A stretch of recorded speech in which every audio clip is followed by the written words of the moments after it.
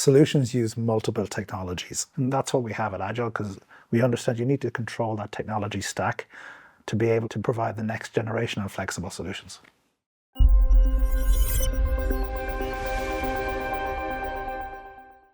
Hi, I'm Rory. I run operations for Agile around the world. And we provide solutions to our customers in many markets, and we manufacture and deliver and design these solutions. We have manufacturing and R&D in Germany and in China, and also manufacturing in India. I've been working in the supply chain industry and manufacturing for over 30 years, and I've seen a lot how it's evolved. When I came across Agile first in Xiaopeng, I was fascinated by the new technologies they're bringing to manufacturing and to supply chain that will fundamentally change how it's going to look in the next 5 to 10 years. And honestly, I just found it very exciting to be part of that journey. Where Agile is strong is in next generation robotics and artificial intelligence and bridging the gap between those two.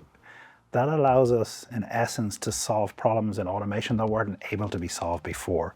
And we're able, by the nature, to apply those solutions using AI and robotics anywhere in the world. The key challenges are around labor availability, location of manufacture, and cost efficiency.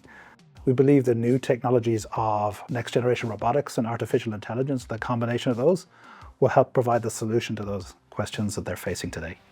We have very demanding customers in the consumer electronics industry, in the automotive industry, healthcare and service. And we have installed tens of thousands of systems worldwide, solving their problems. To come up with the best solutions, you need to be in control of all the elements of what goes into that solution. So you need to be good at hardware, software, integration.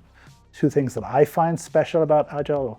The first is the curiosity, the desire to be at the forefront of technology and solutions. They invest very heavily in R&D to do so. And the second one is dedication to meet the customer's needs. No matter how long it takes in the factory, how many people it needs to be, getting the customer satisfied is key.